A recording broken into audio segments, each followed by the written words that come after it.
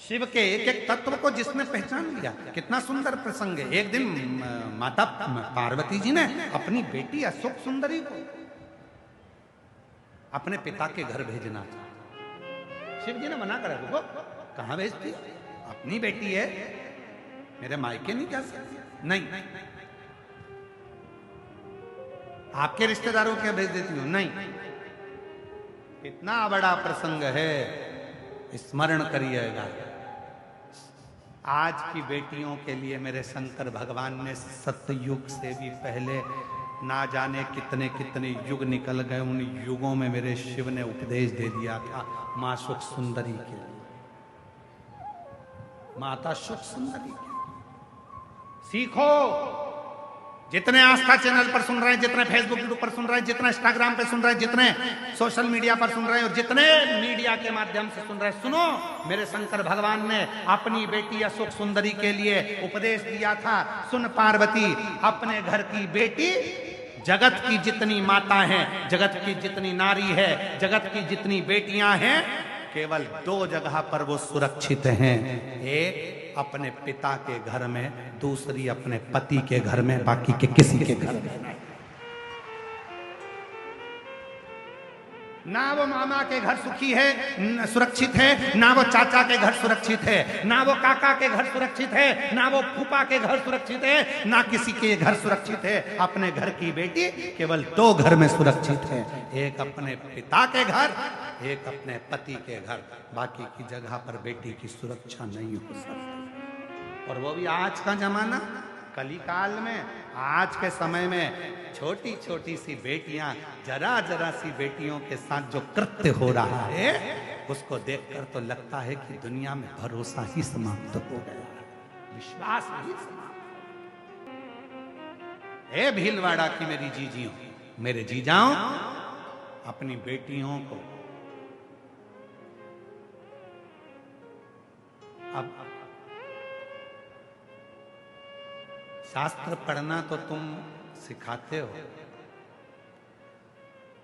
भोजन बनाना भी तुम सिखाते हो, सिलाई कढ़ाई पेंटिंग भी सिखाते हो, और अब अपनी बेटियों को थोड़ा तलवार चलाना, डंडे चलाना, थोड़ा गोली चलाना भी सिखाओ।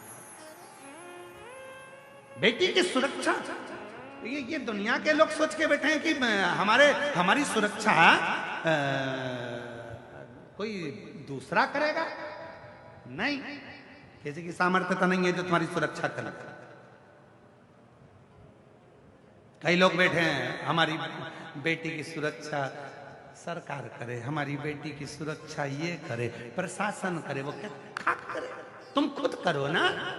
बेटी तुम्हारी है तो उसको उतना बलवान बनाओ कि कोई निगाह उठा कर ना देखे। शंकर भगवान ने अशोक सुंदरी को उतना प्रबल बनाया था। शिव जी ने अपनी 6 लड़कियां थी भगवान शंकर की।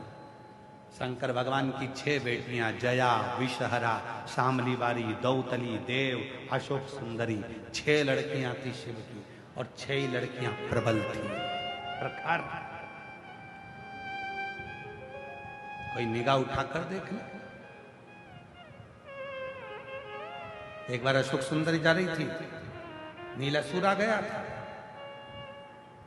और अशोक सुंदरी की सुंदरता देखकर असुर ने कहा, मैं तुझे अपना बनाना चाहता हूं।